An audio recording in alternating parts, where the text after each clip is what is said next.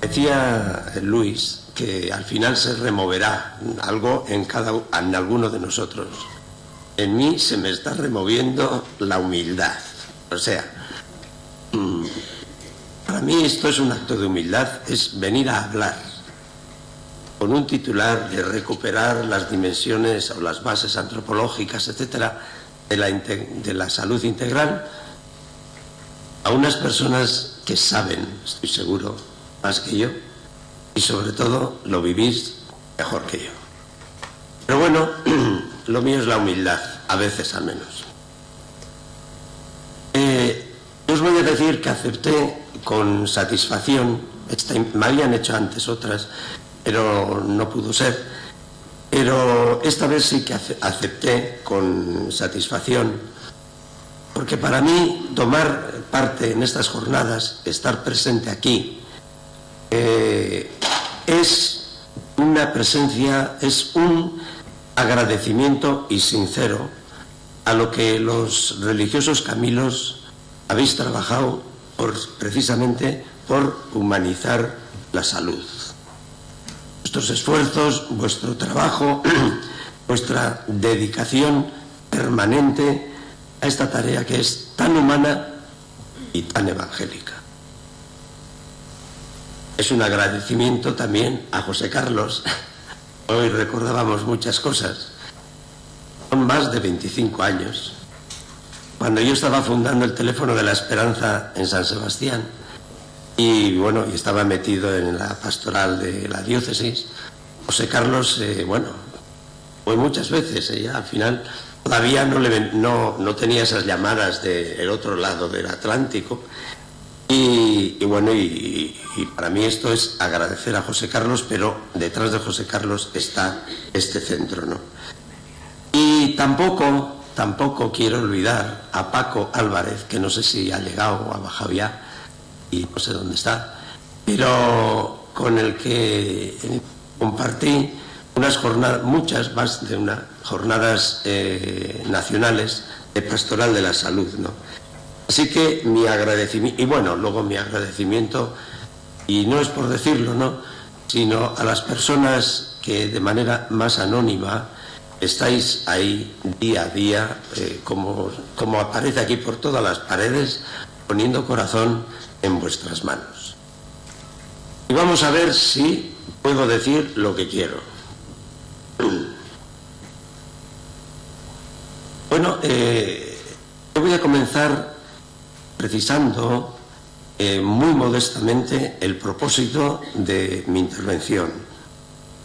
Naturalmente no pretendo abordar, todos los aspectos, las dimensiones que puede sugerir un título que se me dio tan serio, ¿no? Recuperar bases antropológicas y éticas de la sanación integral.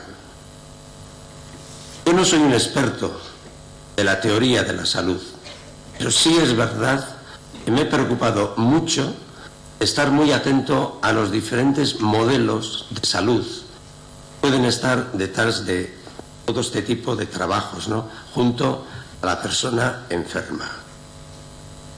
Pero incluso este interés por los modelos de salud siempre ha sido motivado desde una finalidad práctica, y es el de humanizar la atención al enfermo o la enferma. Mi exposición va a tener dos partes. Todo lo que sé un poco es de Jesús, pero también quiero ser fiel al título, a la ponencia, y mi intervención, además tenéis el guión, ¿no?, por ahí. Tiene dos partes. En la primera voy a destacar la necesidad de recuperar algunos presupuestos muy sencillos, os hará bien recordarlos, todos, para ejercer el acto médico y para ejercer la atención al enfermo, buscando de verdad una atención a la salud integral. Y en la segunda parte quiero hablar de la actuación profética de Jesús, al que le llamo yo el humanizador de la salud. Y desde luego un referente, a mi juicio, un referente singular de la atención humana, integral al enfermo. Estos dos temas están muy relacionados. Yo conozco un poco ahora la investigación sobre Jesús y puedo decir que los trabajos de antropología, de medicina antropológica, han permitido, hay bastantes centrados en la figura de Jesús, y han permitido estudiar la actividad de Jesús con mucha más profundidad. Yo hace 10 años no hubiera titulado el capítulo del libro Jesús sobre Jesús y los enfermos, no sé qué hubiera puesto, pero ahí no aparece Jesús curador de los enfermos. Aparece, el título en el libro es Jesús curador de la vida. Y esto fue Jesús. Un hombre curaba la vida. Y por otra parte, pienso y creo, y lo he podido verificar más de una vez, que la referencia a Jesús puede impulsar hoy, en medio de una sociedad secularizada y plural, puede impulsar una atención más humana al enfermo. Y tal como tengo la voz, me parece que voy a abreviar más la primera parte y me voy a centrar en la segunda. En el texto lo tenéis todo, ¿eh? Bueno.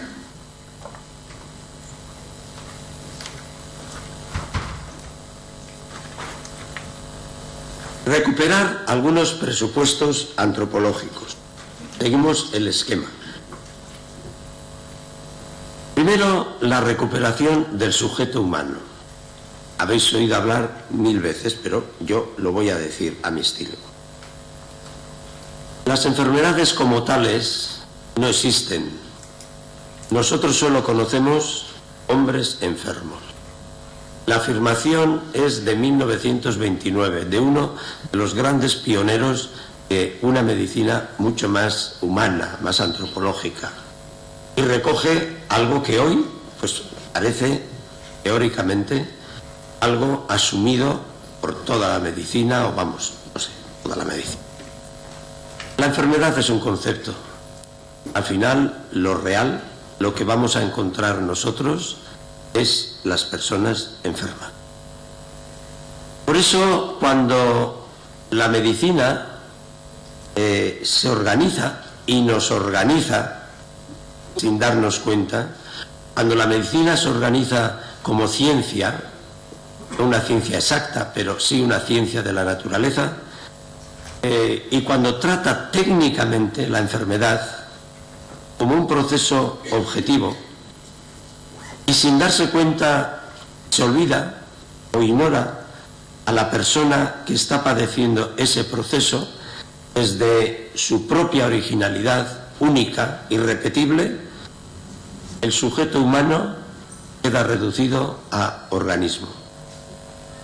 Y se produce, en esta sociedad del progreso, se produce un retroceso y una grave mutilación antropológica del acto médico y del acto curador.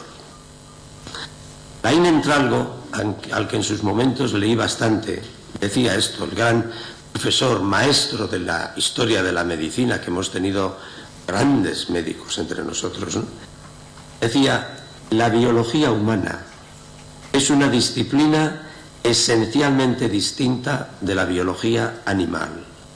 El hombre no es un organismo, tiene un organismo, pero pertenece a un organismo que pertenece a su ser. Es un organismo, pero es algo más, mucho más que su organismo.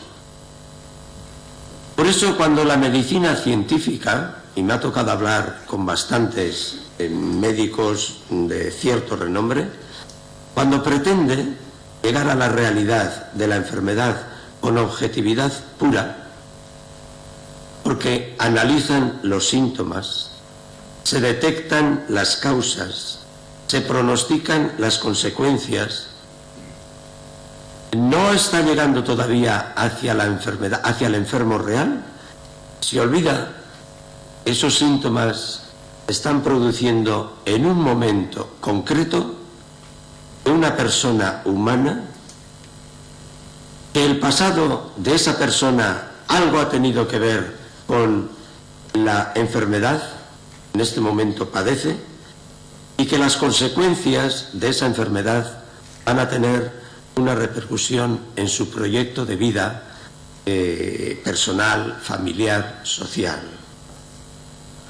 Por supuesto que no se trata de ignorar los grandes progresos de la medicina. A gusto vivir hoy, oye, parece que tienen solución para todo, ¿no? Pero no se trata de eso. Y quiero decir, a veces desde los sectores dirigentes de la Iglesia no sabemos agradecer el progreso. Y a mí me da pena. Es grande y me parece que el progreso de la medicina es de lo que de verdad tenemos que estar orgullosos y agradecidos. No. Se trata de que la seducción por la objetividad científica, sobre todo a los niveles que está llegando ahora, y sobre la eficacia técnica, esa seducción no nos conduzca a olvidar a la persona frágil, enferma, está pidiendo ser ayudada. Visión integral del enfermar. Para empezar, me parece muy importante ver qué es el enfermar de una persona, ¿no? Es una experiencia que afecta a todo el ser humano.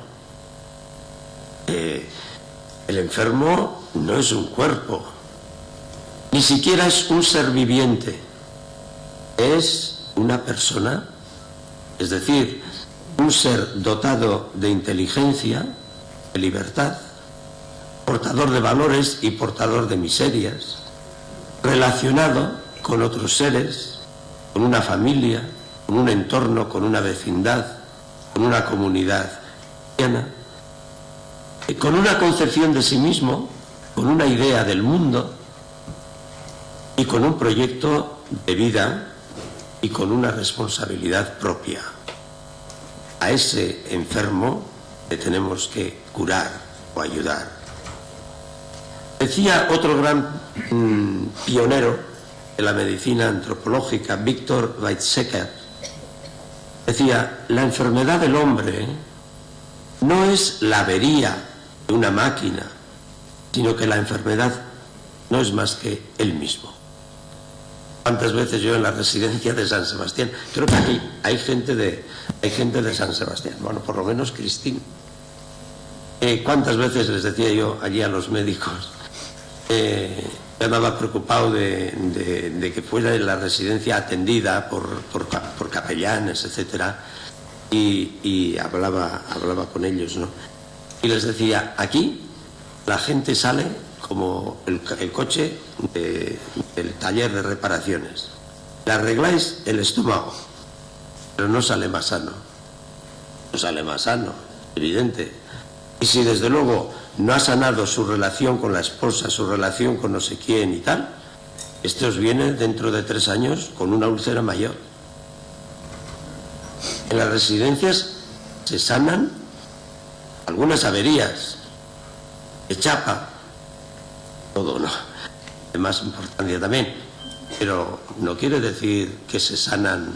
Una residencia sanitaria habrá que ver de qué sana, habrá que ver. La progresiva especialización de la medicina ha traído avances muy positivos, desde luego, en el conocimiento y en el tratamiento del organismo humano. Pero no nos debe conducir a una asistencia fragmentaria, unilateral, que olvide la totalidad de esa persona. sobre todo ahora, ¿no? La medicina tecnificada, digitalizada, ultra especializada, necesitada de una revisión permanente, permanente, inspirada en una concepción más antropológica, más humana, el ser humano considerado como una totalidad integral. Como dice Sandro Spinsanti, para mí, en aquellos tiempos, 1980, para mí este era un hombre inspirador al que conocí. Dice que para recuperar la visión de la totalidad, así que atención los que estáis aquí, es necesario muchas veces caminar hoy a contracorriente respecto de la medicina contemporánea que ha tomado el camino de la fragmentación y de la especialización, que tiene grandes ventajas, porque un hombre no puede abarcar todo, pero tiene sus riesgos. Dice Spinsanti, el terapeuta de hoy ha perdido de vista el hecho que detrás de cada órgano humano está la totalidad de la persona. Colaboración interdisciplinar, sigo el esquema. Hoy no basta con hablar de la humanización de la medicina. Es preciso que esta humanización nos lleve a promover una verdadera colaboración interdisciplinar. A mí me parece fundamental. Al hablar de la necesidad de atender al enfermo en su totalidad y encontrar un paradigma correcto que libere a la actuación médica de un posible reduccionismo biotécnico, el profesor Acevedo, saludaba aquí a un argentino, que creo que es el fundador de la Fundación Argentina de Logoterapia, está hablando allí de Víctor Frank, pero repite una y otra vez algo que hoy, no sé, parece que está en el ambiente, vuestros ambientes, desde luego, ¿no? La necesidad de ese diálogo, de esa alianza que proponía ya Frank entre las diversas disciplinas para actuar cada uno con responsabilidad en su campo, pero siempre atendiendo de forma centrípeta, él apuntando siempre a la salud de la persona humana. Laín Entralgo dice, en realidad, todo médico tendría que tener esta visión holística o integral de la persona. Dice Laín Entralgo, en realidad no debe haber necesidad ni dolor a donde el médico no llegue. Y por lo menos en espíritu, el médico debe educarse respecto a tan inmenso ámbito y a ejercitar sus ojos, su mirada, frente a la totalidad de cuanto en el hombre requiera ayuda. No lo va a poder hacer él, pero esto quiere decir que el médico, el profesional de la propiamente medicina orgánica, tiene que estar muy abierto a la colaboración de los demás, cosa muchas veces, desgraciadamente, no ocurre. Esta colaboración requiere toda una educación, evidentemente. ¿Qué importancia le dais a la formación? Es que es absolutamente necesaria.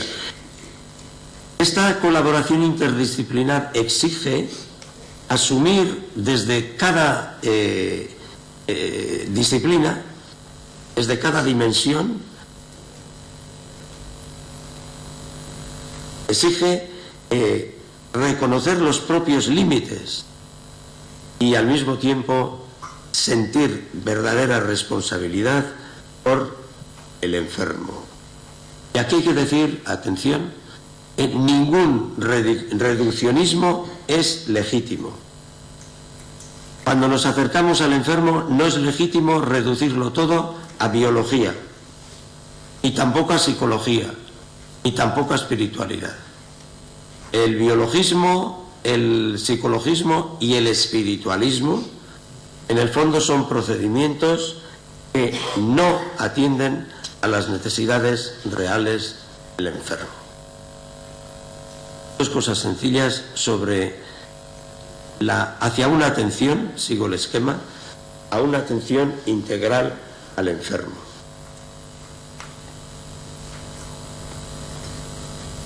Los avances científicos, tecnológicos, no nos tienen que hacer olvidar el objetivo primordial del acto médico. Según ese aforismo tan conocido, no sé si estos aforismos luego permanecen, se olvidan, no sé lo que pasa. De momento yo ya no sigo la pista de esto. El objetivo del acto médico es ayudar siempre y curar cuando es posible. Cuando es posible. Y pienso que cuanto más complejo y sofisticado y digitalizado y burocratizado sea el desarrollo de la técnica sanitaria, más habrá que recordar, en latín se recordaba antes, el profesional de la medicina es un homo adjuvans, o una mulier adjuvans, un hombre que ayuda. Eso es lo primero. Es decir, el médico, y esto yo, ahora me han operado de próstata y lo he podido ver de cerca, estaba yo analizando todo el proceso, recordar que el médico, luego el curador, después diré, no es solo un hábil manipulador de la técnica médica, no es solo un observador de lo que se está produciendo en el paciente, es un terapeuta, es decir, un profesional dedicado a servir, porque el griego todavía sirve para algo y therapein significa servir. Terapeuta es el servidor, que sirve a la persona. Sería un error, por eso estos centros como el vuestro son importantes, para que recuerden la excelencia, decíais, para que se recuerde que la tecnología médica hoy se tiene que preguntar mucho más sobre el porqué de la medicina y el para qué. Porque se puede ignorar muchas necesidades de ese enfermo, al final está pidiendo ser atendido, tratado, cuidado y curado como ser. Claro que es muy importante el cuerpo, no va a ser, pero el cuerpo humano es el lugar donde se expresa y donde se vive todo, todas las experiencias. Ahí se viven y se condensan dolor y placer, amor y libertad, fortaleza y debilidad, desesperanza y esperanza. Y en la medida en que el cuerpo es tocado, intervenido, atendido, aliviado, curado, podemos despertar en el enfermo la confianza, la dignidad, el mayor señorío sobre su vida, sobre su persona, o le podemos curar una avería y podemos dejar de atender lo que quizás tanto necesitaba. En algún tiempo yo estudié bastante el lenguaje médico y me di cuenta que el lenguaje médico contemporáneo utiliza una terminología de claro contenido guerrero, bélico. Se concibe el acto médico como un combate contra la enfermedad, la lucha contra el cáncer, nos venían a ponerlas esto, la lucha contra el SIDA, y bueno, luego se habla de victoria sobre enfermedades que actualmente ya no son invencibles, derrota ante la muerte. Pienso que un lenguaje más humilde en esta sociedad súper tecnificada, un lenguaje responsable, lúcido, que sabe mirar al enfermo, un ser frágil, doliente, que siempre busca más vida y salud plena, expresaría hoy mejor la verdadera naturaleza del acto médico y de la atención al enfermo. Y bueno, mira, luego ahí veis que viene la atención a las diversas dimensiones del enfermo, ¿no? Y que ahí se habla de la atención psicológica, alguna cosa que voy a decir de cada punto, alguna cosa, pero ya resumiendo. Todavía en lo que yo puedo conocer, diría que se constata en muchos ámbitos, todavía, una cierta desconfianza y recelo en la presencia del psicólogo junto al enfermo. Yo entiendo el recelo de los profesionales de la medicina, ¿no? Pero me alegro de que poco a poco se vean experiencias en donde la atención, no solo a lo físico, sino a lo psíquico, a lo psicológico, se vaya introduciendo tanto en la estructura hospitalaria como fuera de ella. Pienso que hay verdaderamente, según qué cuadro de enfermedad, de tipo psíquico-emotivo, me parece que es realmente necesario. He visto, bueno, traté bastante tiempo en un momento, yo donde no la habré andado, a las mujeres mastectomizadas, la Asociación Guipuzcoana de Mujeres Mastectomizadas, así, ¿no?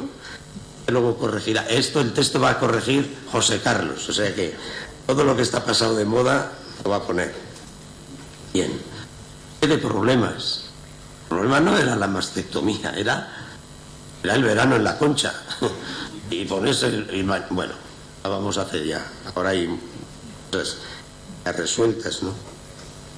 Seguí de cerca un caso tremendo de un pronóstico infausto realmente de pérdida de visión.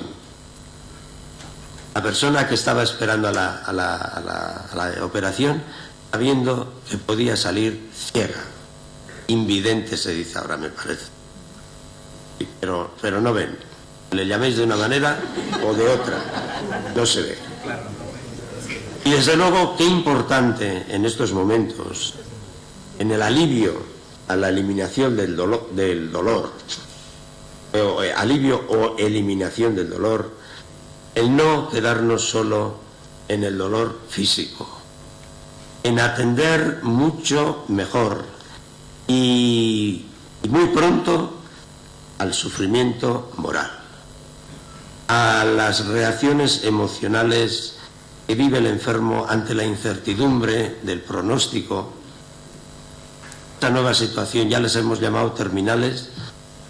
Tremendo ser un terminal. Nadie te ha preparado para eso. Oye, creíamos que esto no se iba a terminar y te llaman ya terminal. Y bueno, la incertidumbre, en algunos casos la posible separación de sus seres queridos, el miedo a la muerte, no desaparece, por lo que parece.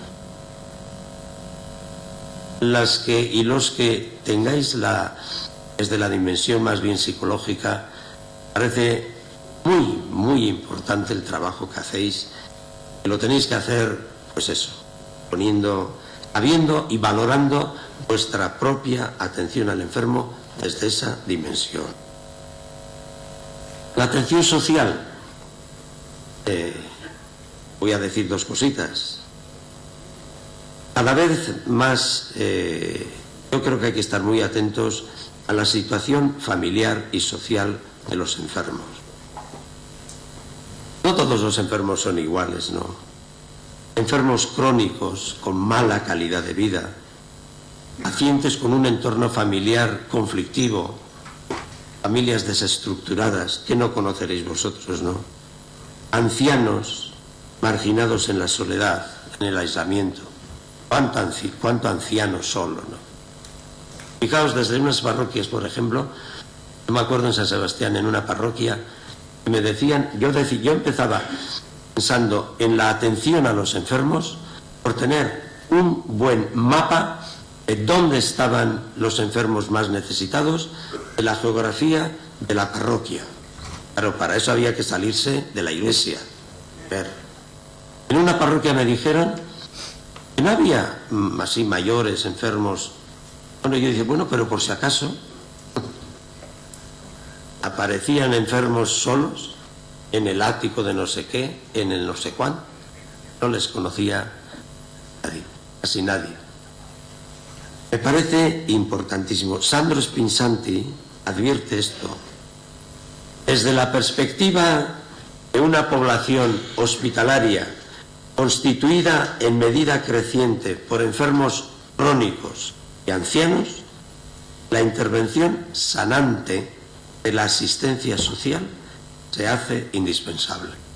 El contexto social, de dónde viene y a dónde va a ir o dónde vive su enfermedad.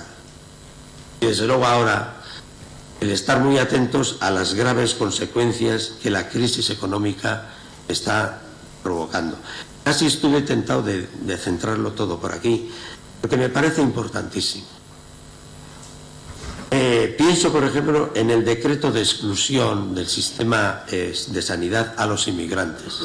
Más de 150.000 adultos que se han quedado sin tarjeta sanitaria.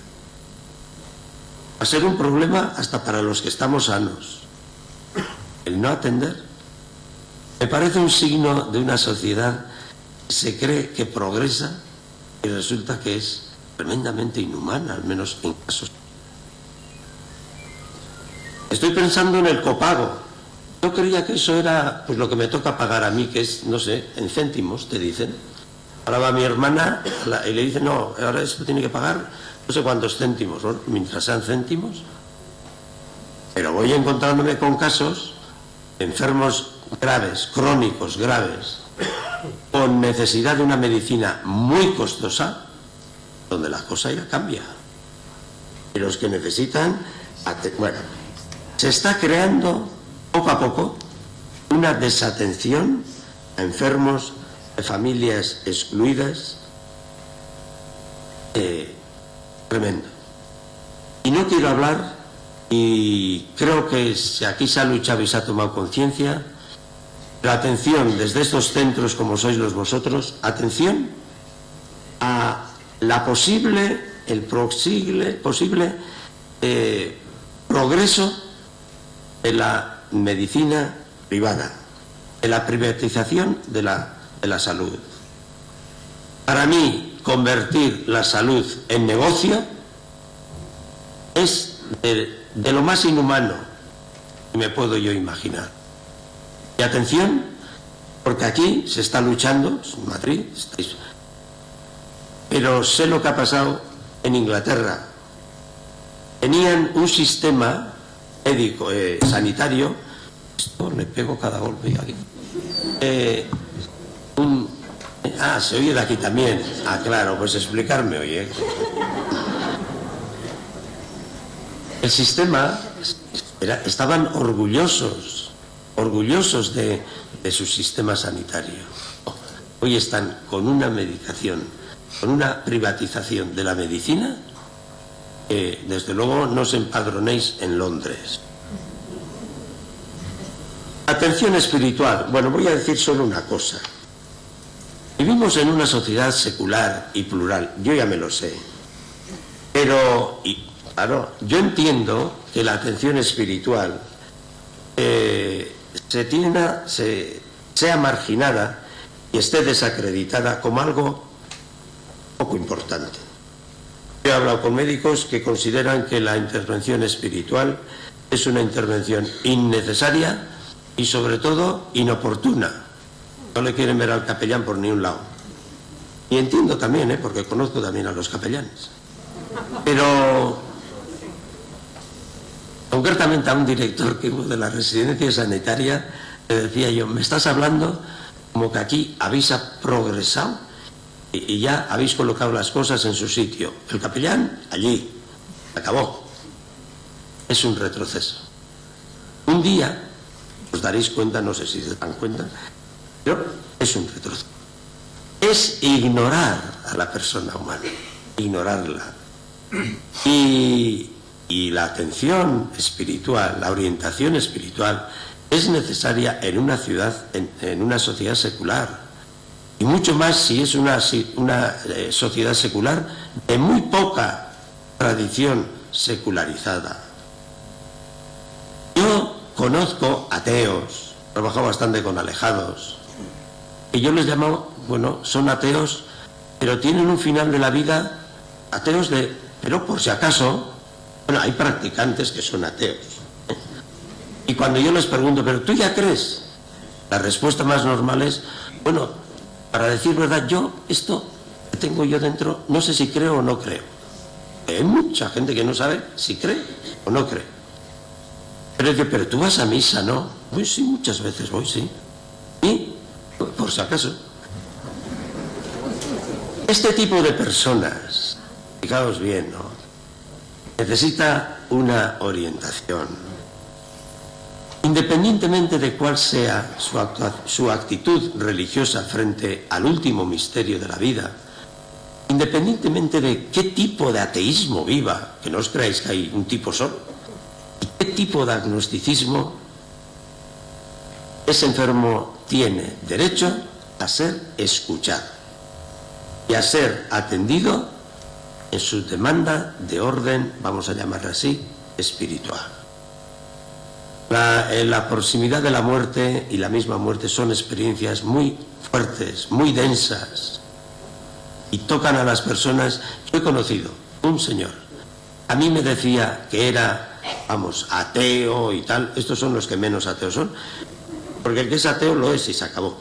Pero, oye, y cuando le diagnosticaron un cáncer, se iba a Lourdes Chiqui, un lugar donde está la Virgen de Lourdes en San Sebastián, con sus velas y todo, a encenderle a la Virgen, lo que sea.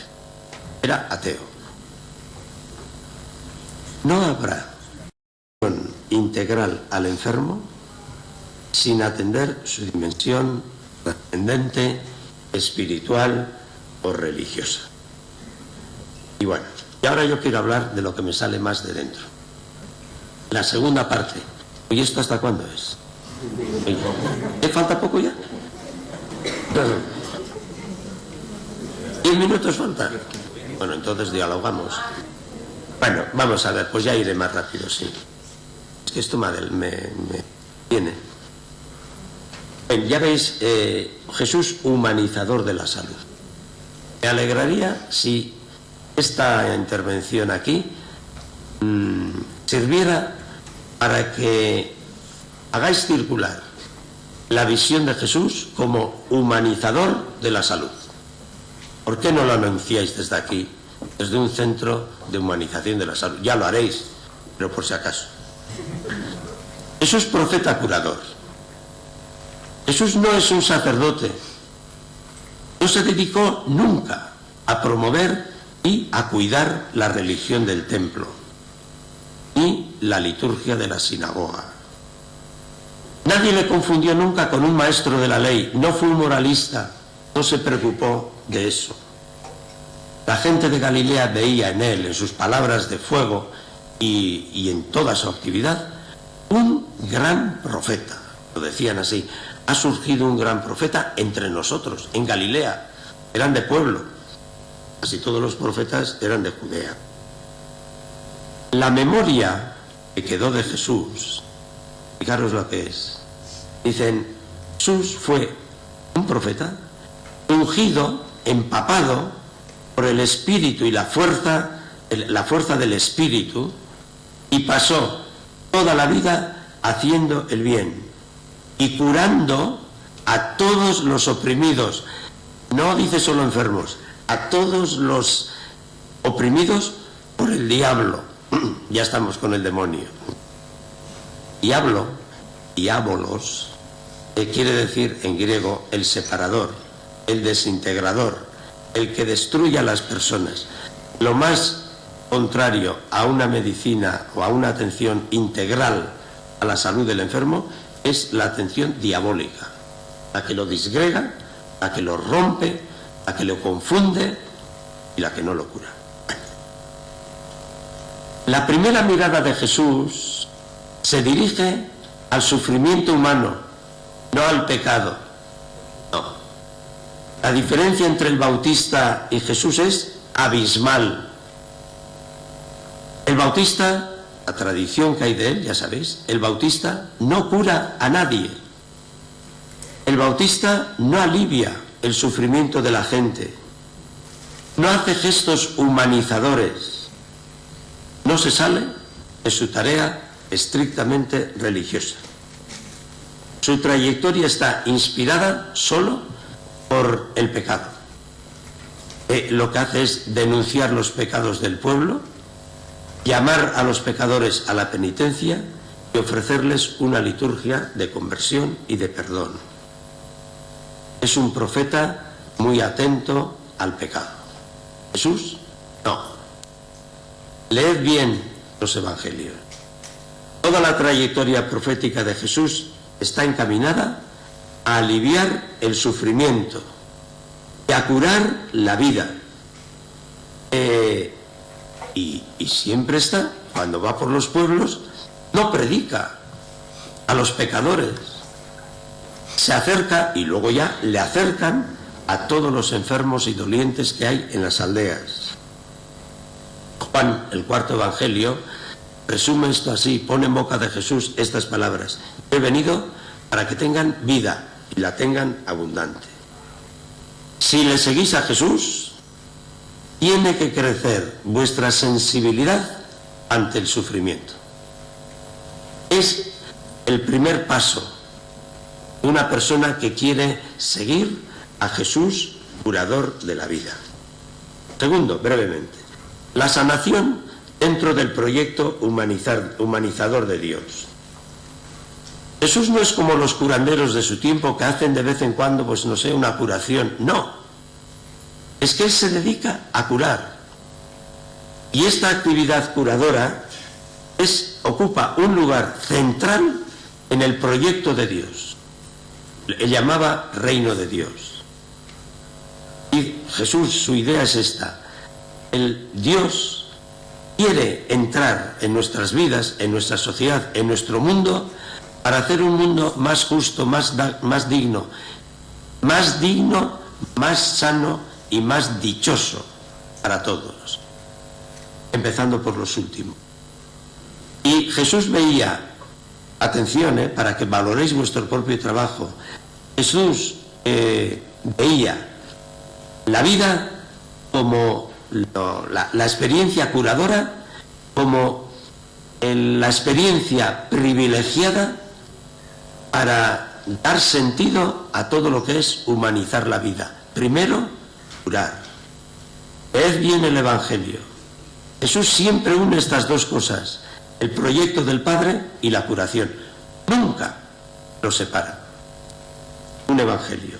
Recorría toda Galilea proclamando la buena noticia de Dios, el reino, y curando toda enfermedad y dolencia en el pueblo. Y todos los textos que tenemos en los Evangelios, en los que Jesús confía su misión a sus discípulos, siempre, invariablemente, aparecen estos dos mandatos. Los envió a proclamar ese mundo más justo y más humano, etcétera, y a curar. De tal manera que Jesús no imagina a sus discípulos como teólogos, como jerarcas, como moralistas, sino como curadores. Anunciad el reino y curad la vida. La curación es la experiencia privilegiada por Jesús para dar sentido y ver hacia dónde apunta todo su proyecto. Bueno, ¿me dejas tú? Bueno, me dejáis vosotras. No, es que ahora viene lo más... No, Jesús curador de la vida, me quedo ahí. Y ahora voy a hablar de tres cosas. Esto ya es muy directo. Lo voy a decir con más voz, ya veréis. El encuentro personal que Jesús establece con el enfermo su relación sanadora y su búsqueda de sanación integral. ¿Qué dice hoy la investigación sobre Jesús? Primero, el encuentro con la persona enferma. Lo primero que hay que subrayar y aprender bien de Jesús es cómo encontrarnos con la persona enferma. Jesús tiene su propio estilo de acercarse al enfermo, en la Galilea de los años 30. No pronuncia conjuros ni fórmulas secretas, ininteligibles. No recurre a amuletos, a prácticas de carácter mágico. Lo primero que hace es hablar con los enfermos y, si puede, dialogar. Y la gente, leen los evangelios, no vienen a donde Jesús para pedirle recetas, hierbas, remedios. Vienen a encontrarse con él, incluso a tocarle. El que curaba era él. La propia terapia es, la terapia de Jesús, la principal es su propia persona. ¿Por qué? Puede analizar esto, ¿no? El amor apasionado de Jesús a la vida.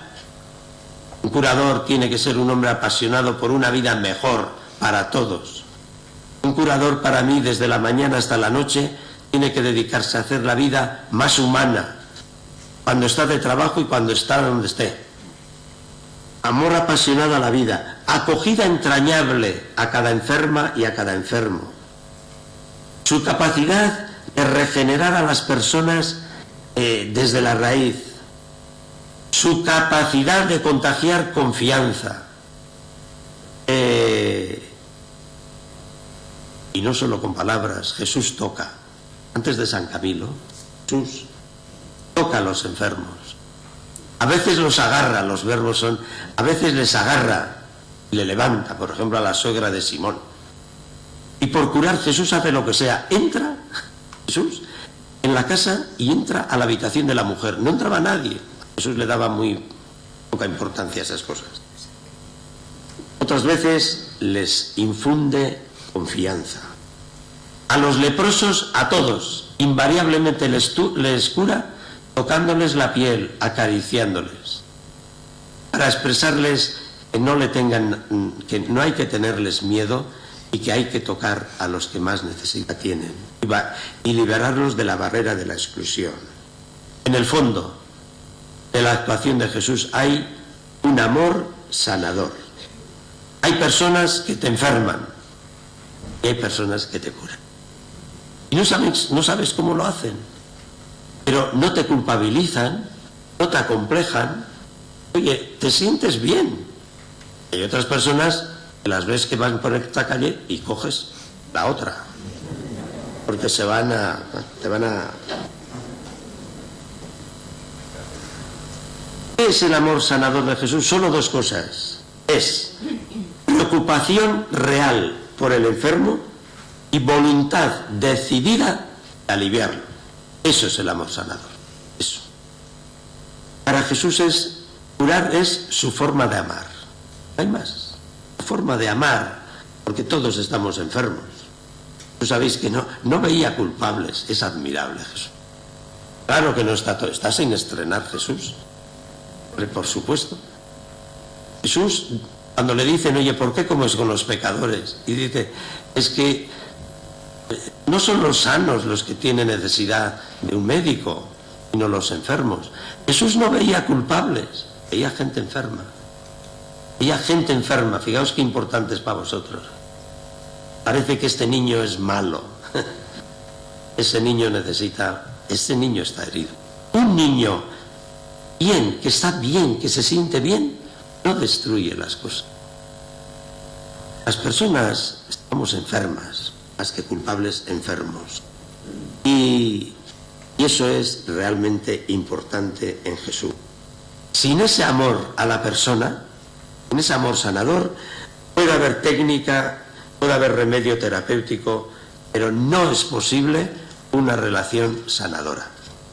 Desde el egoísmo, desde la indiferencia, desde el resentimiento, desde el miedo, desde la envidia, la competencia, no se puede generar un encuentro sanador con el enfermo. Hay un verbo que utilizan siempre. Cuando Jesús ve a una persona sufriendo, utilizan un verbo griego, splagnichomai, que significa que le temblaban las entrañas. Son las entrañas de la mujer, la ternura de... Bueno, la relación sanadora, vamos a ver, solo algunas cosas. La descripción que se hace en los evangelios es, y la voy a resumir, ¿qué postura, qué relación mantiene con el enfermo? Primero, la disponibilidad. La disponibilidad. Está resumida muy bien en la pregunta que le hace un día a un ciego que está allí en la cuneta. ¿Qué quieres que yo haga por ti? ¿Qué quieres? ¿Qué necesita esta persona? ¿En qué me puedo yo curar? Es una actitud clara de afirmación de la vida y de voluntad de salud para el enfermo. Hay un leproso que le dice esto: si quieres, puedes limpiarme. Los leprosos le pidan que les limpie, era su problema, no poder estar con los demás. Y si quieres, él cree que Jesús puede, pero ya se atreverá a ir contra la ley de no tomar contacto con los leprosos. Si quieres, y Jesús le contesta: ¿cómo? Quiero, queda limpio. Él quiere manifestar: tú siénteme así, yo quiero tu salud, quiero. Y por eso Jesús cura rompiendo todo lo que haga falta. La ley más sagrada, que era el sábado, importa muy poco. Y un día dice esta frase: Dios creó el sábado y todo por amor al hombre, y no al hombre por amor al sábado. Y rompe las leyes, sagradas y civiles, todas. Segunda actitud, pues de esa disponibilidad. Jesús le pide y provoca en el enfermo su propia colaboración, su protagonismo. Son ellos los que se tienen que ir curando, tienen que hacer su propio... y Jesús lo que hace es despertar su potencial sanador. ¿Tú quieres curarte?, le dice un paralítico. Seguramente le encantaba que le llevasen de un lado a otro. ¿Tú quieres curarte? Porque el enfermo... Entonces Jesús se pone en contacto con la parte más sana de ese hombre y que aspira a vivir. Tú de verdad quieres curarte, y le ayuda a caminar con su propia responsabilidad. Ahora le dan mucha importancia a los enfermos, a las costumbres de Jesús. ¿Sabéis cómo despedía Jesús a los enfermos? Los que trabajéis en cosas hospitalarias, cuando ya va a salir el enfermo y os despedís y eso, ¿no? Y os traen ramos de flores los que os traen.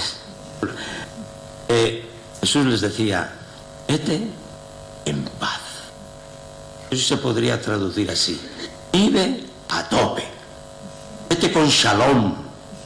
La palabra shalom, que Jesús decía en arameo shalom, la palabra shalom significa, es un concepto integral, que indica una vida dichosa, plena, con toda clase de bendiciones, lo más opuesto a una vida indigna, desdichada, maltratada, desgraciada.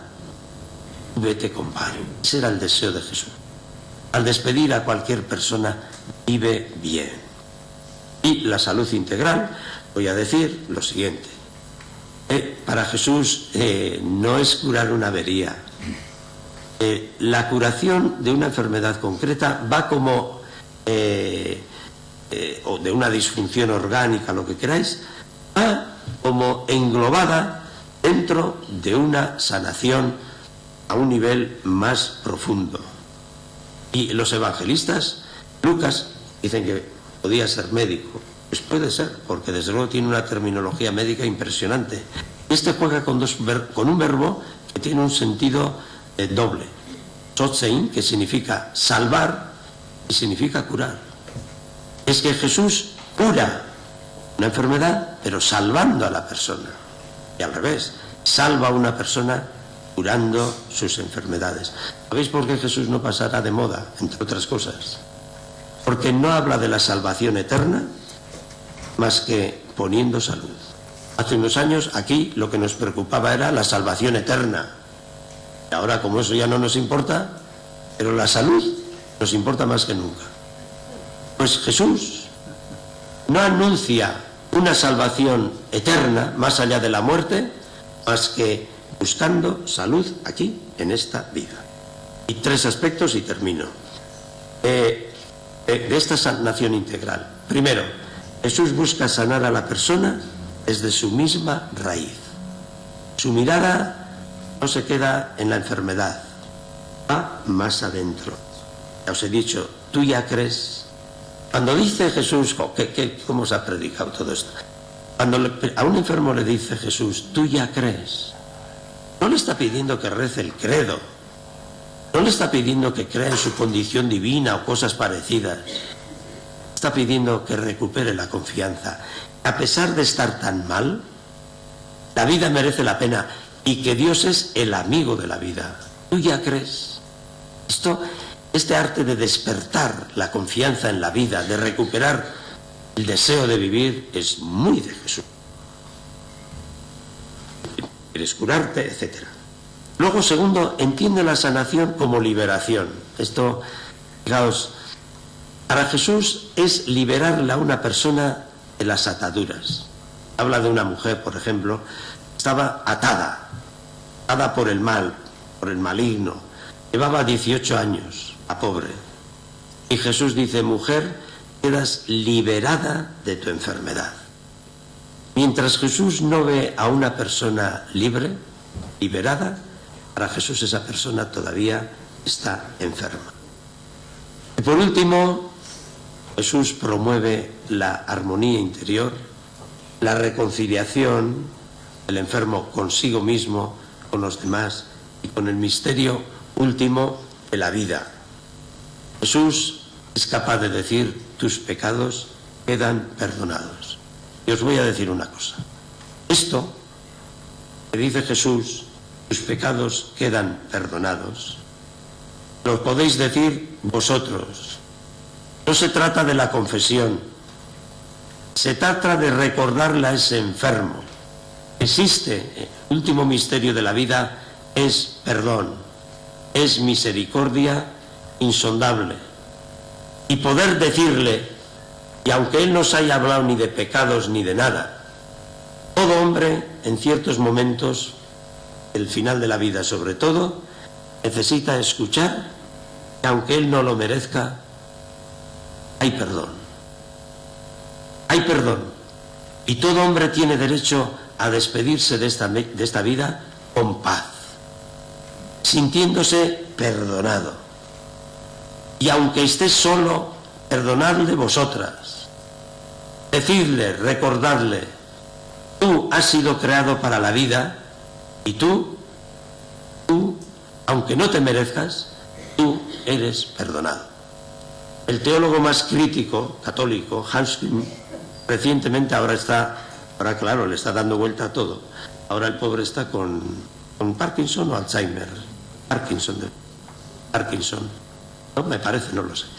Pero sabéis lo que ha dicho, ¿no? Después de criticar a todo lo que se mueve, vamos. Y al final este hombre dice, ¿y ahora usted cómo vive? ¿Y ahora qué piensa de la muerte? Y contesta una cosa admirable. Para mí, morirme es descansar en la misericordia de Dios. Seamos capaces de decir y creer eso. Y que seamos capaces de ayudar a cualquier persona a que descanse. La liturgia cristiana, fijaos que en los funerales lo de la resurrección casi ni aparece. La sensatez del pueblo cristiano desde hace muchos siglos es: al que se muere, descanse. Descanse en paz. Esos son los responsos. Descansa en paz. y a cuántas mujeres y hombres hoy lo más grande que les puede ocurrir es que se encuentren con una persona que crea o no crea mucho, que le pueda transmitir esto. Mira, nos vamos de aquí sin saber lo que nos espera, pero tú descansa en paz. Y si le podéis decir, descansa en la misericordia de Dios. Habéis hecho el acto curador, le habéis puesto un sello y habéis hecho de toda vuestra profesión, vamos, el acto curador máximo. Tú descansarás ahora en paz. Yo también.